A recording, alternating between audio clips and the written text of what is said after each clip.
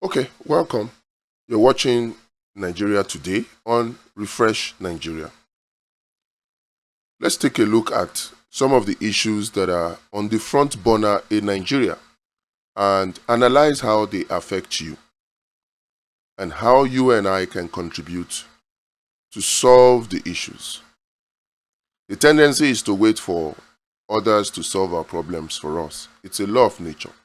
It's actually a type of procrastination that we all need to deal with. Sometimes we can reduce the problems of Nigeria to procrastination. We procrastinate at a national level. Each of us individually contributing to the problem of Nigeria by procrastinating, waiting for others to come and do for us what we should do ourselves. And so the Messiah syndrome is hard on us. We continue to complain about the same politicians every day, yet we look to the same politicians to solve our problems for us. It's a type of procrastination, failing to take action yourself, putting all the responsibility on others. So when we take a look at Refresh Nigeria and we look at Nigeria Today and we look at the topical issues, we want to expose how Nigerians are procrastinating, how they are trying to offload the blame on others rather than taking decisions themselves. We'll take a look at these issues with a view to looking at how we can contribute to solving the problems. Let's start with the issue in Rivers State. So the Supreme Court, as you all may have heard, has ruled and reinstated the 27 pro-Wike lawmakers. And everybody in the Wike camp are celebrating. And it's not just celebrating. After that, Fubara invited the lawmakers. The lawmakers declined. Fubara sent a message to submit the budget as the Supreme Court requested. By the way, Fubara has also taken other actions in compliance with the Supreme Court judgment. He has sacked the local government chairman from the elections that the Supreme Court called faulty and has set up plans for a new election and some other things. But the pro-Wike lawmakers are not having it. Somehow they have become puffed up, they have become aggrandized by the Supreme Court judgment. They feel now that they can do whatever the hell they want and they would not have it. So Fubara has also sent invitation to the State House of Assembly in Rivers State in an attempt to present the budget. They saw him coming and immediately locked the gates. Now, Fubara has sent another letter to the House for March 19th to present the budget. All of a sudden, out of nowhere, the House has,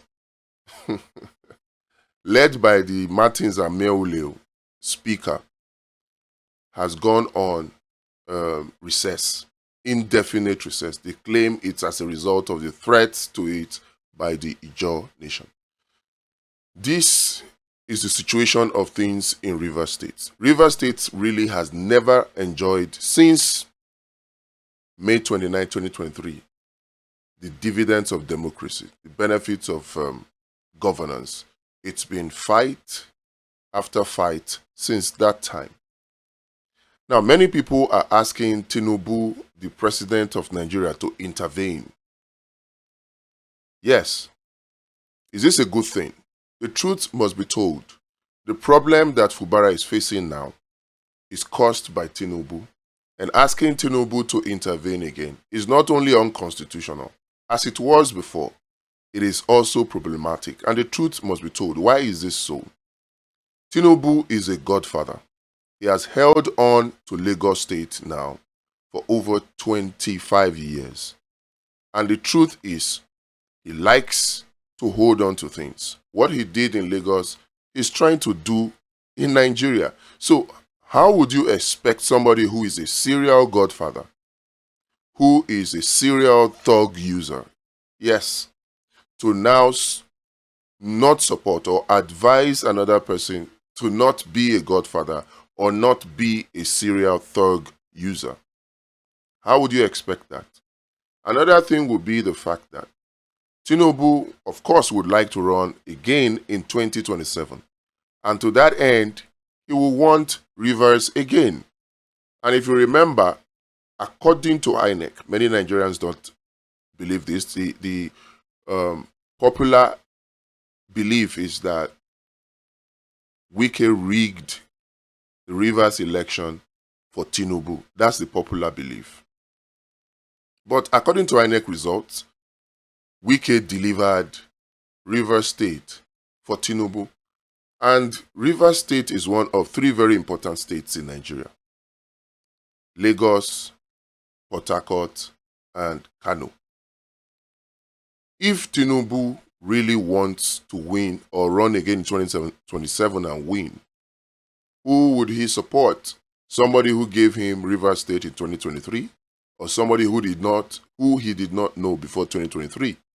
Why do you think that Tinubu appointed Wike as a minister when there are other capable hands within the APC, when it even caused so much problem? So many Tinubu supporters within APC were not happy that he made that decision. So why would you expect that he would leave a Wike and go and support a Fubara?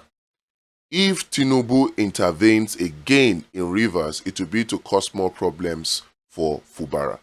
He caused this one. The Supreme Court ruling categorically stated that Fubara did not present any information, any evidence that the 27 lawmakers defected. Meanwhile, and then went on to criticize Fubara for withdrawing the lawsuit that Fubara made on the defection of the 27 lawmakers. And Fubara withdrew this lawsuit based on the advice of Tinubu when Tinubu intervened the first time. Now, Fubara withdrew his case. Wike lawmakers did not withdraw theirs. They proceeded to appeal and take the case up to the Supreme Court. Now, the Supreme Court is using the compliance of Fubara to the intervention of Tinubu against Fubara right now.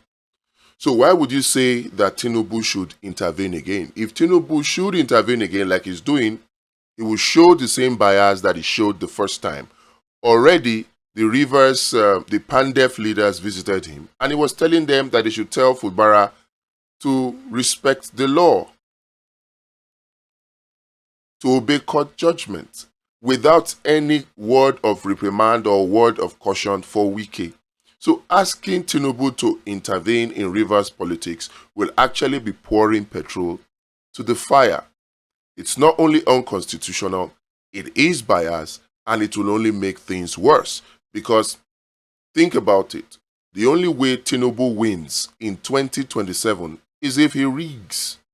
That is the only way. There is infighting within the APC. Notable people like Malam Nasir El-Rufai are leaving to the SDP, and you have a coalition forming.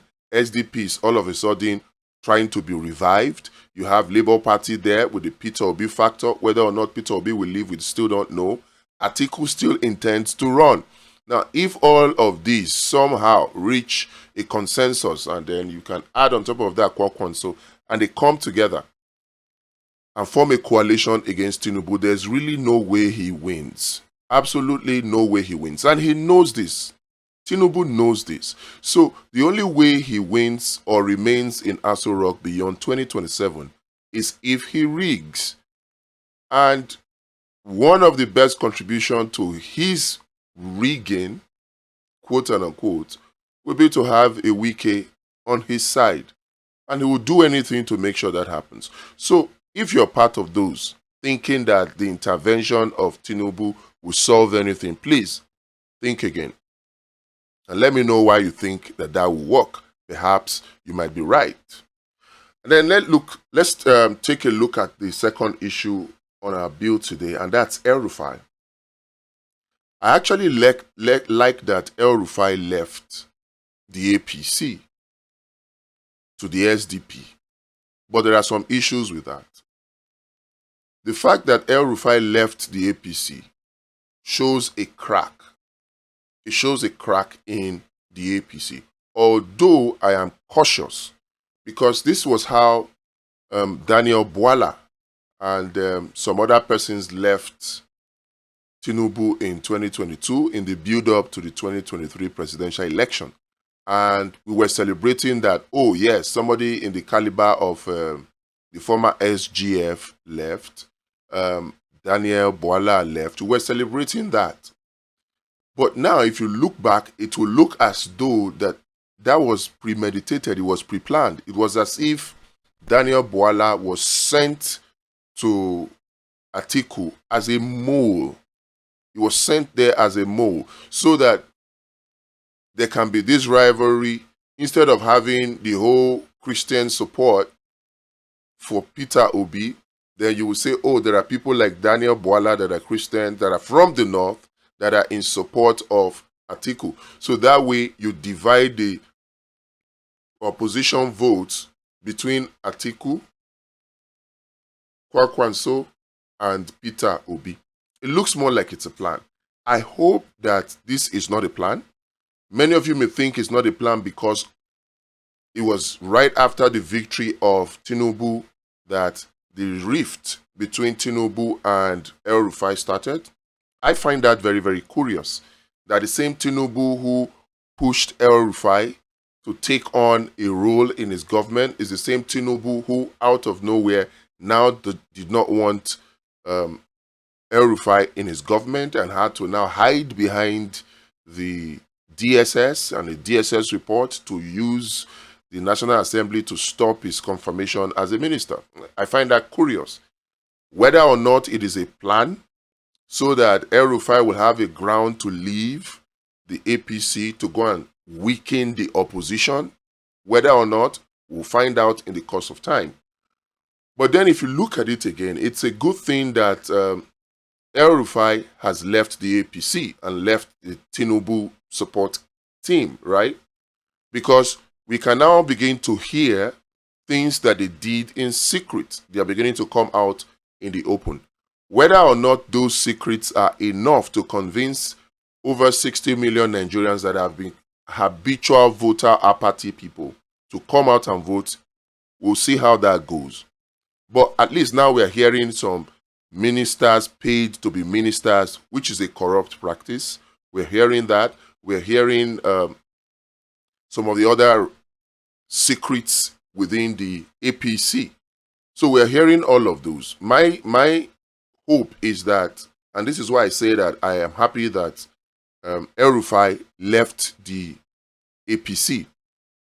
My hope is that more of these will come out and Tinubu and APC will be weakened. That's my hope. Then I also think that going forward, we can now have Nigerians begin to think about really if Tinubu and his supporters are working in the interest of Nigeria. Another reason why I like that El-Rufai left APC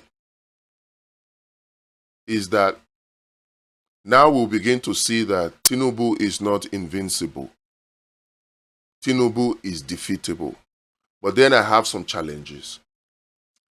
El-Rufai joining the SDP, what effect can that have? Can that really help Nigerians to coalesce, Nigerians to come together to organize to defeat Tinubu in 2027? Can that happen? One thing that opposition political parties must realize is this, and Nigerians first. Peter Obi said it, that he would not join any coalition that is for the sake of grabbing power. A coalition that will defeat Tinubu and will make Nigeria better will be a coalition that is based on ideologies. And this is one of the concerns I have with El-Rufai leaving the APC for the SDP. Usually when you have political heavyweights, well, some of you may not agree that El-Rufai is a political heavyweight, depending on the camp you're in.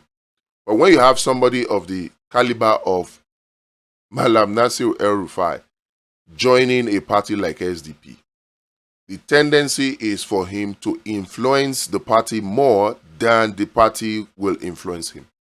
Because he's coming with great political capital, political influence, and possibly very, very deep pockets. And these political parties are populated with politicians. These political parties, I mean the smaller opposition political parties, they are populated with politicians that have become used to cash and carry politics.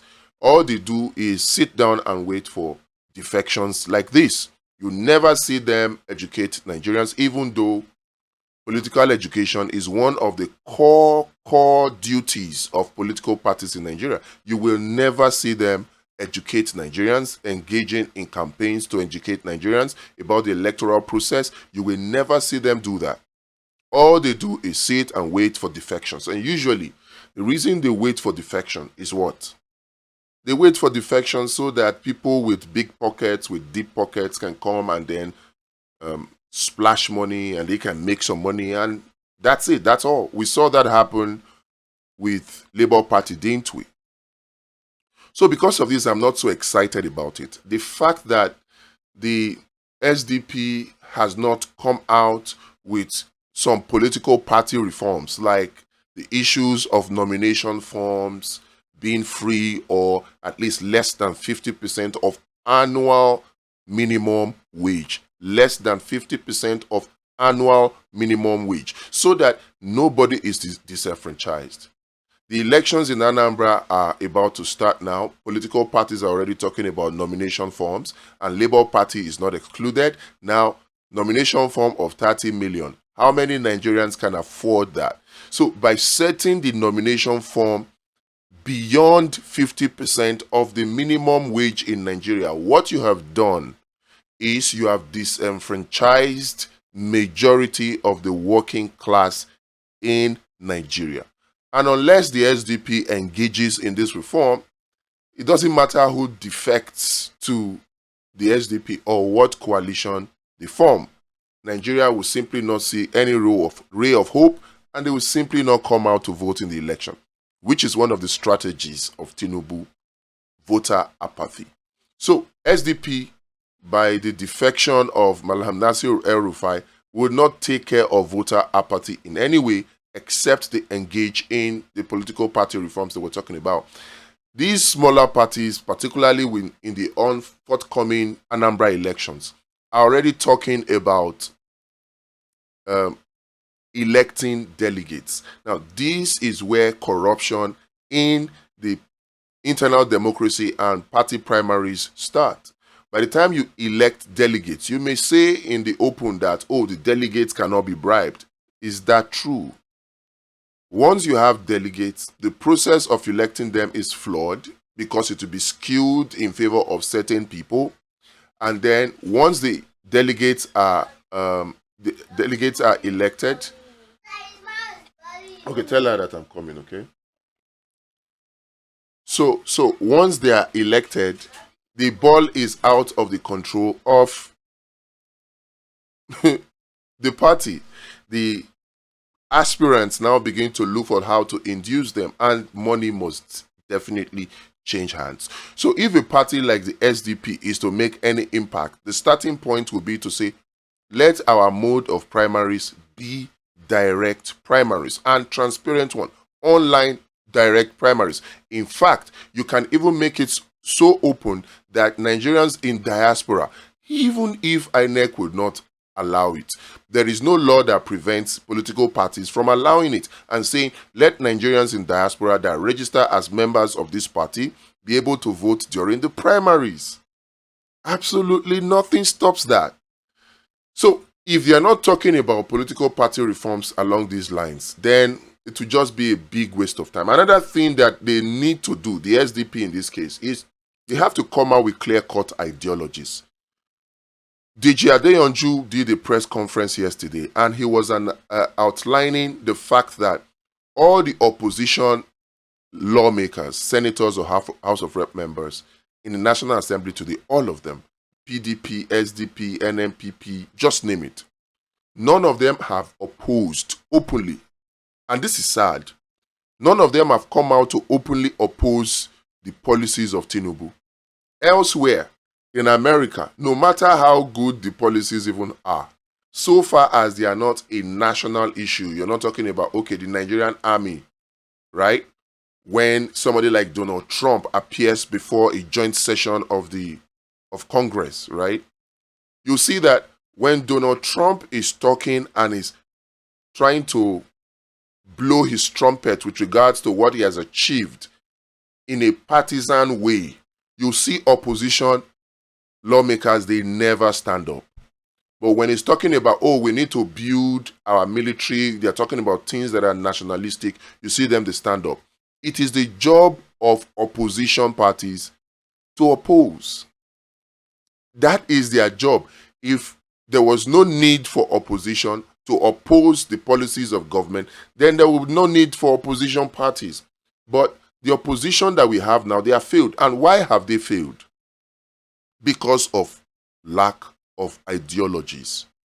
When the issue of subsidy removal happened, opposition political parties went quiet. In fact, many Nigerians were hoping that would have led to us having an opposition speaker in the House of Representatives. Because at that time, majority of the House of Reps lawmakers are in the opposition in terms of numbers. So if they had just come together, they would have been able to present a speaker.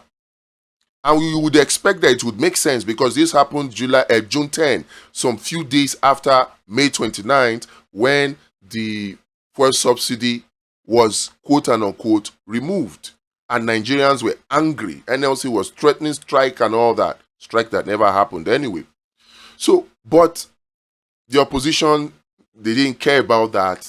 They still colluded with the APC. And APC was even now choosing leaders for them. No ideology. They didn't speak out against the tariff hike. They didn't speak out against the electricity tariff hike, the telecommunications tariff hike, increased school fees. None of the opposition lawmakers have spoken out against the policies of Tinubu. None. We're not saying don't support the president. You have somebody like Bernie Sanders in the US, an independent. Every time Donald Trump does something that is against his popular belief, he comes out and he speaks to the issues. I don't think that anything stops a senator or a House of Rep members from doing that in Nigeria, but they are just, I don't want to say it's laziness. I think it's a lack of ideology. So if a party like SDP would not engage in clear-cut ideology and say that, look, we must buy made in Nigeria only. If you don't, then these are the consequences. That way, we would have been able to prevent Labour Party lawmakers, opposition lawmakers from taking the SUV they were given. Perhaps, based on this ideology, they could have taken the money and purchased a made in Nigeria SUV. That way, they are contributing to the economy somehow, even though ultimately it will be, what will be best for Nigeria would be to have an active steel sector, which they're trying to sell to themselves anyway. So, but they didn't do that. And it's all based on a lack of ideology. Yes, a lack of ideology. So, I'm happy that El-Rufai left, but there are so many things that need to be brought, so many reforms that we need if Nigeria is going to be better. Okay, so Peter Obi visits Governor Bala. And Governor Bala is saying he's ready to work with Peter Obi in 2027 to unseat Tinubu. Now you look at they're already breaking the opposition with this. And that's why I said, Peter Obi, I like what you're doing, but which one be Bala Mohammed? Come on. Bala Mohammed. Which one is PDP? Peter Obi, you must realize something. And you people should tell him, I'm a very big fan of you, big fan of yours, and I would like to see you do better in 2027. If you think that running around PDP, SDP is a solution to you winning in 2027, I would say you're mistaken. it will mean that you have failed to realize why you were strong in 2023. And I'll say it. This is why you were strong. It was not because you have political heavyweights behind you. No, that's not why.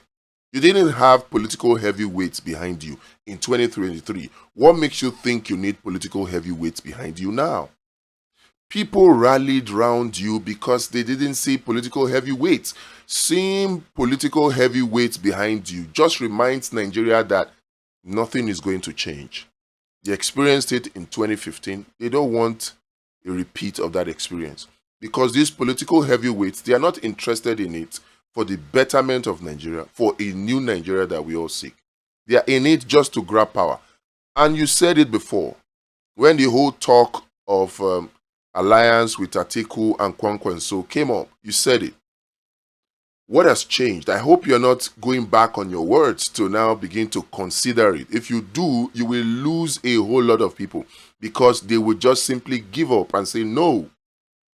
If this is what we're going to get, then people are already saying it. You have the likes of Odin Kalu saying, if you have somebody like El-Rufai running for president, he would rather support Tinubu for a second term.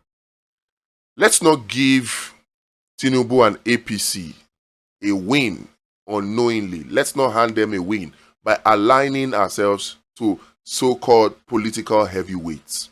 What you need is a platform that is neutral, that is based on ideology. You have to solve the leadership problem like Tinubu solved it. And to solve the Tinubu leadership problem, there is no way you as Peter Obi, starting a political party is not beyond you. It's the best option for you right now so that you can awaken young Nigerians across the length and breadth of this country. That is what will motivate Nigeria and mobilize Nigerians, those that have not participated before, to see that there's a potential for new hope. But running around these same old politicians and thinking that you get a different result, that will turn out to be a big, big mistake. Now, senators have passed a vote of confidence on Akpabio. Well, what would you expect? Obasanjo said it all. He said the National Assembly is a gang, it's a den of robbers, of unarmed robbers and a gang of thieves. This is one of the most profound statements by former President Olusegun Obasanjo, with all his baggages, with all his flaws. In fact, he himself might have also tried to take advantage of this characteristic of the National Assembly for his third term. But the corruption in the National Assembly was beyond him and he failed. Even though he, as Obasanjo, continues to claim he didn't want the third term, you have had the likes of former Senator Professor Adeyeye and Senator Orji Uzor Kalu come out to make categorical claims that Obasanjo tried to induce them for a third term. But that's by the way. But this statement about the National Assembly by Obasanjo remains and holds true. The National Assembly as it is right now is a den of unarmed thieves and a gang of robbers. And what do you expect from them? They will pass a vote of confidence on Senator Akpabio. They will. Yes, vote of confidence, forgetting that Senator Natasha exposed the corruption, at least that happens in the committees. And they think that by putting or passing a vote of confidence on Akpabio, Nigerians will forget this corruption. Nigerians will not forget it. There are actions that Nigerians can take. By now, I would have expected that the EFCC and the ICPC would have swung into action to investigate the allegations that Senator Natasha Akpoti-Uduaghan made against all the committees in the National Assembly. All the committees in the National Assembly, whether in the Senate or in the House of Reps.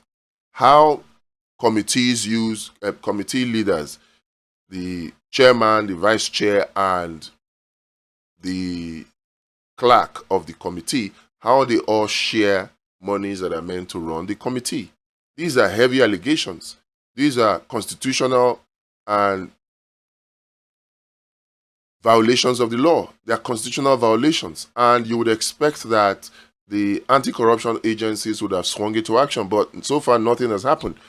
But we will not let it slide, because as Nigerians, we have a civic responsibility to also force the anti-corruption agencies to act. We can start with petitions. We write petitions to them. We can engage FOI requests, which they are bound to obey. And then if they don't, we can go to court and get an order of mandamus. And if they fail to act on the order of mandamus, we can institute, what do you call it now? Contempt of court proceedings against them. And then we can even go on to even ask for special fiat to prosecute these people, even as individual lawyers. You know, we can do that. And if all of that fails, we can take these people to the international community. We can take them there. And in all of this, we must engage social media for advocacy to draw attention to all of this. And that is why I think that many of us are missing the point in this whole Senator Natasha Akpoti-Uduaghan versus Senate President Akpabio. We're missing the point. It's not about supporting Senator Natasha over Akpabio or vice versa. No, it's not about that.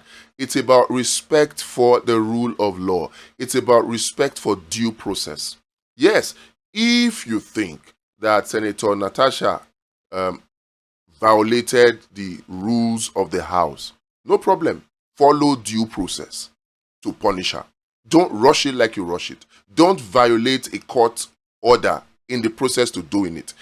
Now we have senators coming to disown that committee report because it was not done properly. It didn't follow due process. So nobody is saying that Senator Natasha Akpoti is right to violate the rules of the House. No.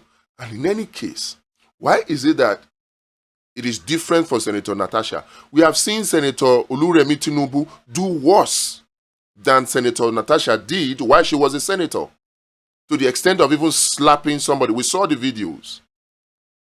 We have seen her disrupt the House while Ali Ndume was speaking. It was not even her turn to speak, yet she was speaking.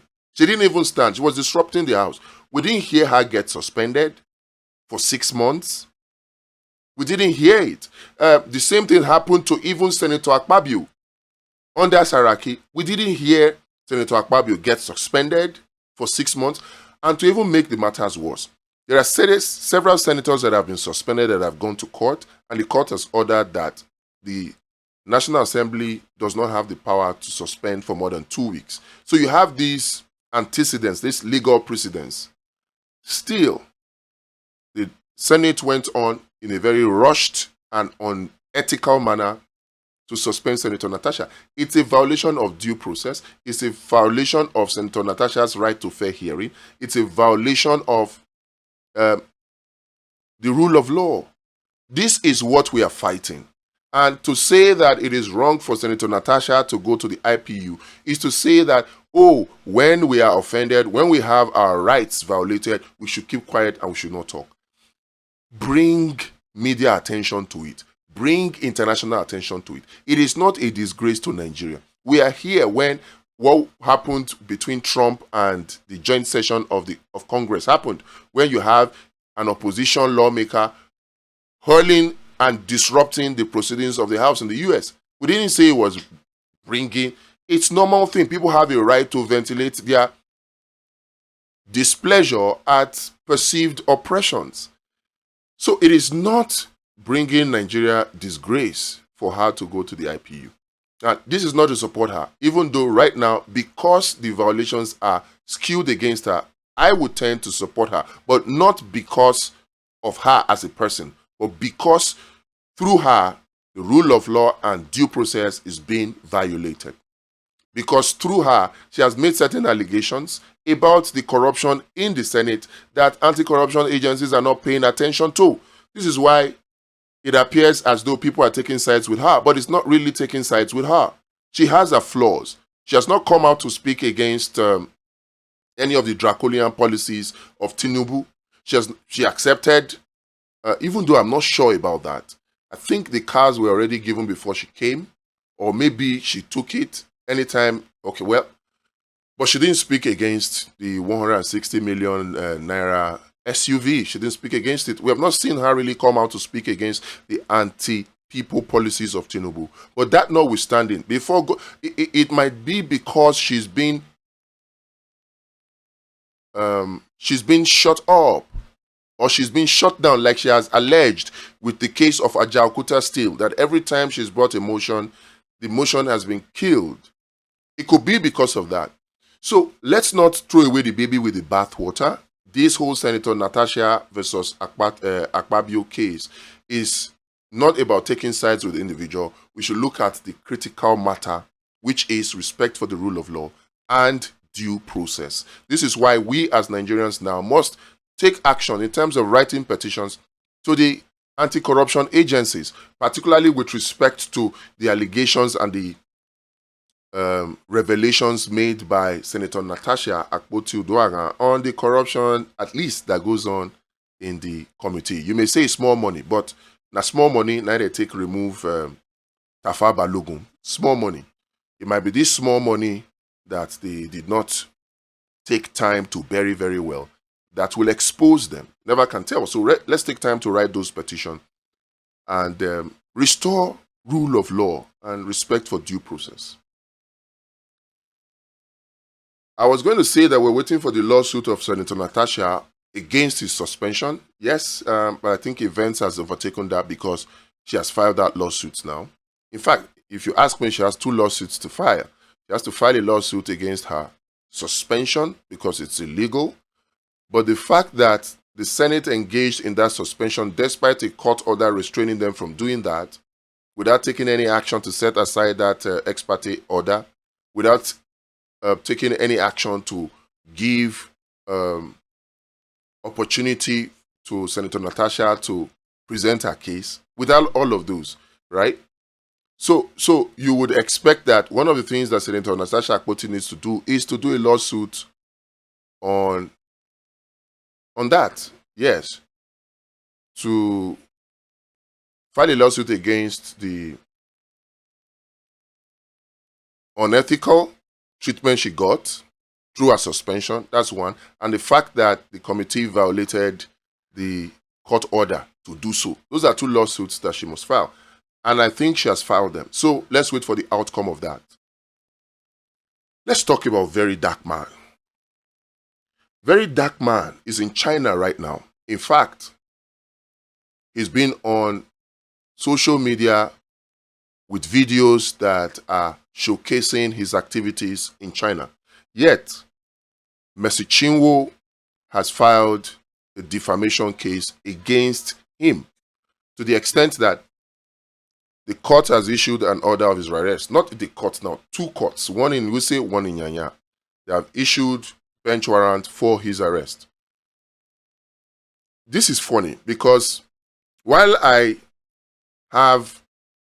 like Very Dark Man, I like where his heart is. 60% of the time, not 100%. Nobody is perfect. I, as a person, will know that I am not perfect. And perhaps there are people out there who are perfect, but I would like to think that they have weaknesses too.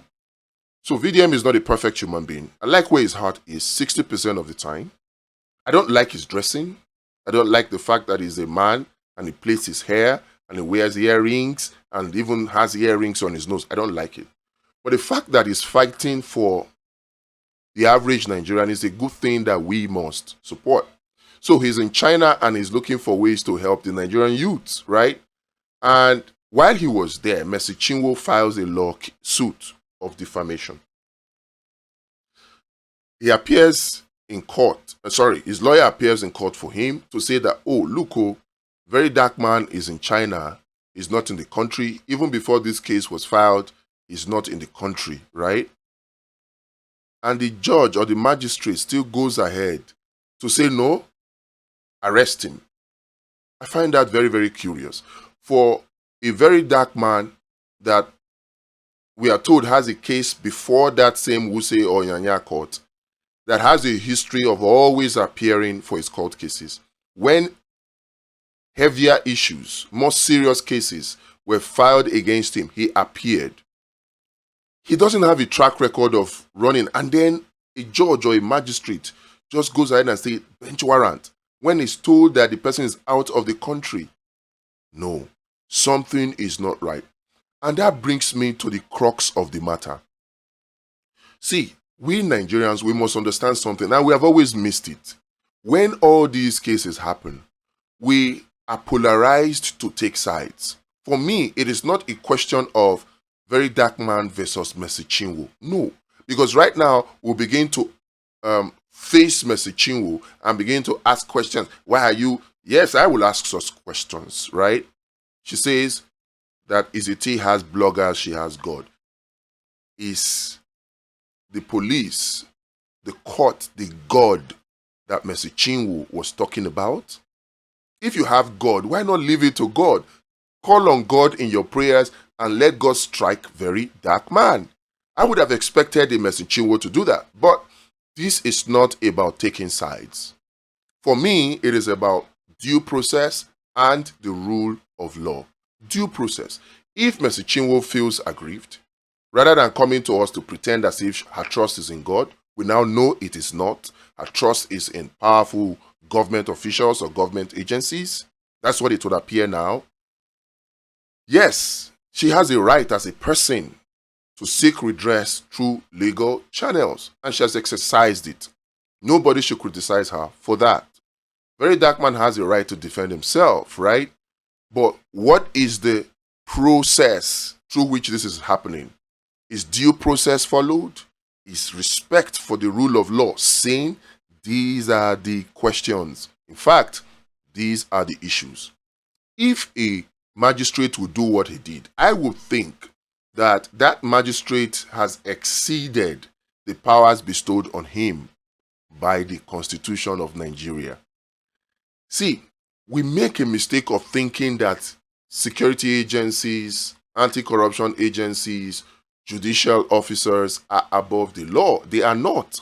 They have rules and regulations, laws guiding their activities. And they must not be seen to break those. There's something called abuse of office. There's something called abuse of power. There's something called even breach of public trust. These magistrates and judges can engage in it. Anti-corruption agencies can engage in it. Security agencies can engage in it. So what can we do when they do these engagement in breach of trust, in abuse of power, abuse of office and all that? What can we do? We must write petitions. We must. If we don't, we will not strengthen the rule of law. We will not strengthen adherence to due process. We will begin to build strong individuals who feel they can do anything they want and get away with it, who feel they are above the law, that the law does not apply to them. We'll begin to build those kind of strong individuals instead of building strong institutions. And the way to make sure that there's respect for the rule of law is to take the particular individual official that is responsible for that breach to account. It will be a mistake to just take one brush and paint the whole judiciary and paint the whole ICPC, paint the whole EFCC, paint the whole police as bad. It will be a mistake because they may be few, but there are good officials within these institutions. What we need to do is to hold to account individual officials responsible for the crime. It will be a mistake. I've said it before and I will say it again. And if we're going to make any mark in 2027, we need to take note of what I'm going to say again right now. It will be a mistake to take one brush and paint the whole of INEC as bad. I have worked closely with INEC. I know that there are some good people in there. So if there are bad people that are engaged in corruption during elections, it is our responsibility as citizens. We have that power to hold such people to account, but we're not doing it. In this particular case of VDM versus Mercy Chinwo, we need to scrutinize the activity of those magistrates or judges, why they gave such an order despite clear evidence and precedents that go contrary. Why they did that? Is it that it's a case of collusion? We need to look at that. And to do that, for judges and justices, write a petition to the NJC. Write it. If possible, you can even still sue them. Judges are not immune to lawsuits. You can sue them. Yes. So that's one thing that we must do in this whole thing. Instead of just taking sides. Taking sides will not prevent it from happening again to somebody of lesser pedigree. If it was not a very dark man, we probably would not have heard of this matter. There are many persons who are suffering similar fate that we have not heard of because they are not as big on social media as very dark man. So if we don't take actions to make sure that individuals who breach due process, individuals who breach respect for the rule of law, individuals who just break the law, abuse the trust that has been put on them in their office, if we don't take such actions, we'll continue to have such things repeat themselves. So that's a lesson, a takeaway for very dark man versus Mercy Chinwo. We'll talk more about that later. But I want to quickly say something about very dark man being in China. Like I said before, I am a 60% supporter of very dark man. 60% supporter because there are so many good things that he's doing, particularly now that it's China. He's trying to create opportunities for Nigerians. And in that video that he did, you saw that he was talking about, with that Chinese man, about how opportunities. He showed us the warehouse where he has so much clothes, so much shoes, and how they can help Nigerian youths with it. Now, that is very, very good. But I have a concern. If by helping Nigerians, you mean that you're going to help those Chinese people to come and dump their products and services here in Nigeria, you will not be helping the youths, very dark man. Because what you'll be doing is you will be creating more job opportunities for all of those people that I see in that video in China. And then you'll be creating a rentier economy and more unemployment for us. If you want to help, and I believe you do want to help, what you need to get those people to do is to come and set up factories here in Nigeria. Come and set up factories. That's the only way we get to help Nigeria. Anything apart from that will just be dumping goods. Nigeria becomes a dumping ground. The youths are not helped by that. So other than that, you're doing a good job fighting for people and fighting for the youths. But know that you need to make this tweak. It has to be that they are coming to come and invest and set up factories here. Let's begin to make things in this country. Let's begin to make things in Nigeria. That's the only way you help. And another way you can also help is to also now focus your attention on government to push and create advocacy using your very large platform to push government to enact right policies. It's not just about coming to say, Sheyi Tinubu can help with. No. It's not just about coming to say, Tinubu, there's no choice. Nigerians have no choice. It's Tinubu all the way to 2031. No. Even if Nigerians have no choice, even if Tinubu is going to rig his way through, you as a voice of the people should not kill the spirit of Nigerians by making such statements. You should use your platform to put pressure on Tinubu to enact the right policies. You see, there are 4 critical sectors in the Nigerian economy, 4 critical sectors that every serious government must invest in, particularly this administration of Tinubu. If they invest in this, I swear, if they invest in these 4 segments, I will be a #1 supporter of Tinubu. But I doubt it. I seriously doubt it. Because the truth is that the owners of Tinubu, the puppeteers of Tinubu, the Kolo cabal that decides what Tinubu does, they will never allow Tinubu to make investment in the 4 critical areas: homegrown agricultural solution, steel and fabrication technologies. They will never. Local software solutions. They will never. And local semiconductor technologies. They will never. These 4. And these are the 4 sectors that you need to invest in as a serious government to ensure that your country is truly sovereign, that your country is truly independent. But they will never allow Tinubu to do it because they are the ones that tactically put him there. I talked about how they force corrupt leaders on Nigeria so that these corrupt leaders can be forced, using their corruption to blackmail them, to enact policies that will grant access to our resources to these Kolo cabals.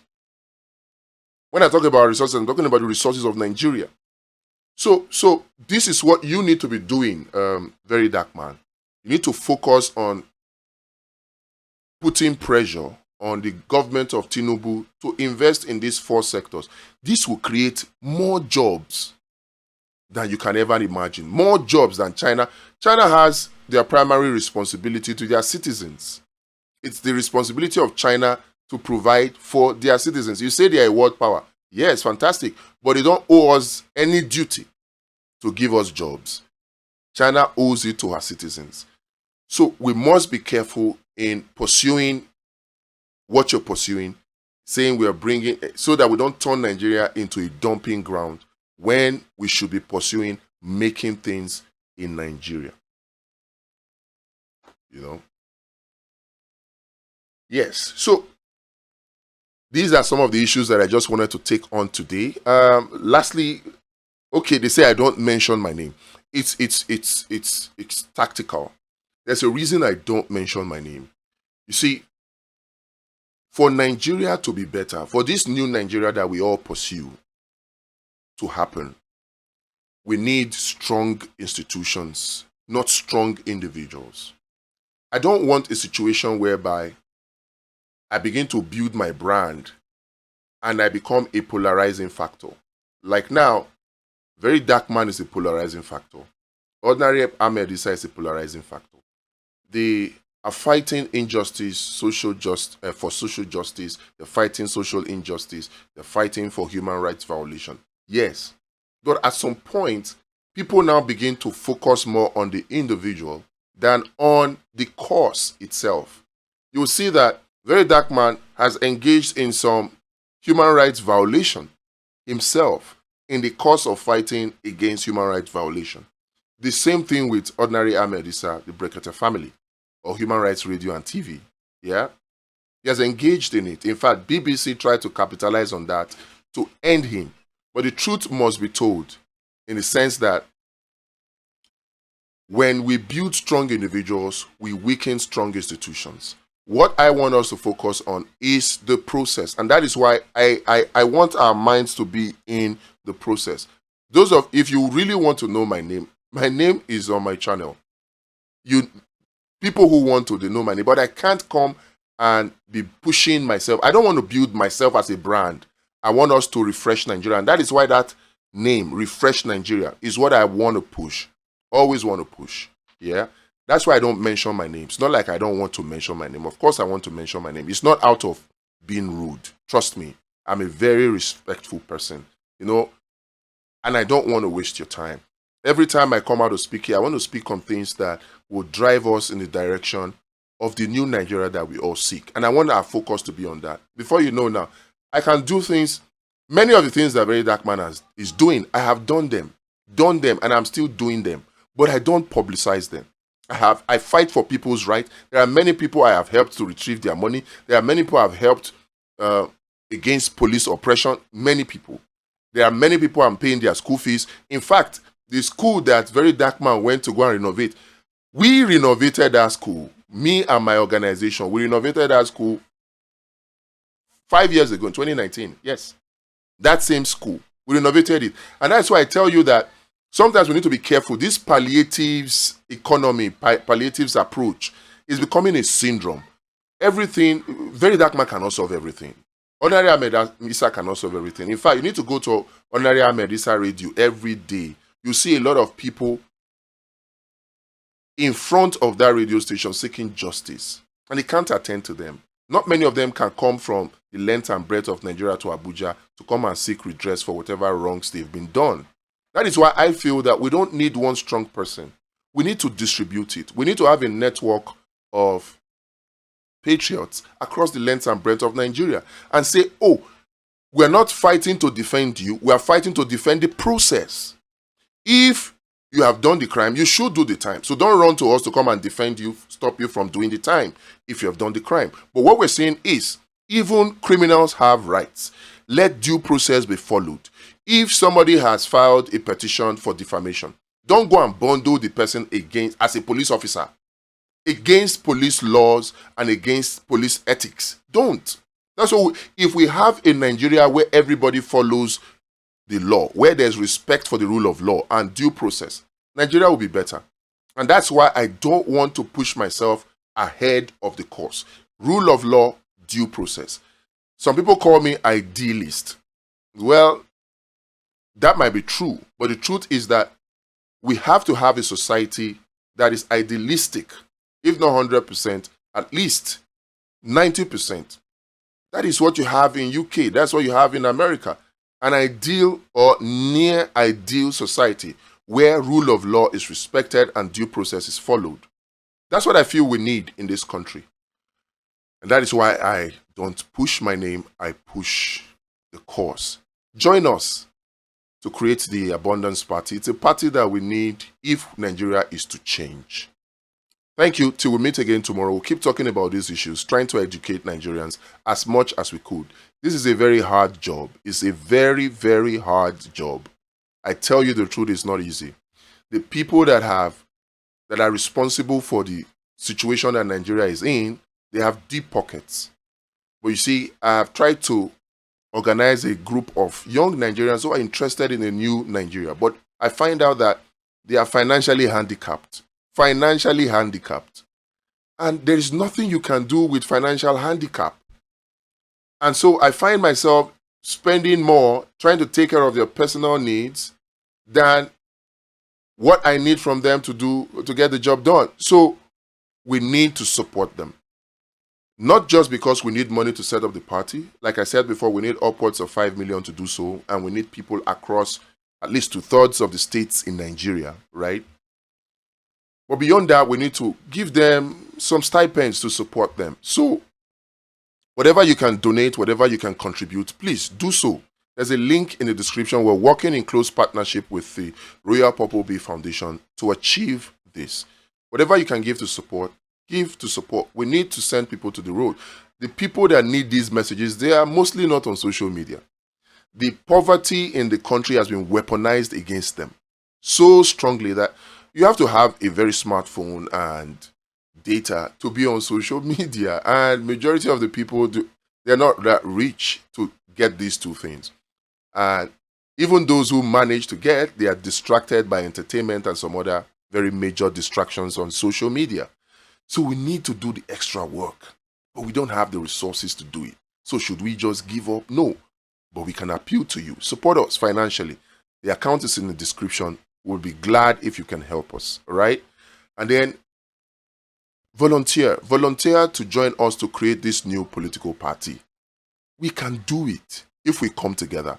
It's not impossible. It might be difficult, but it's not impossible. And with the right strategy, if we have the numbers, very easily we can kick out these vampires that are sucking Nigeria from the jugular. We can chase them out in 2027. See you tomorrow.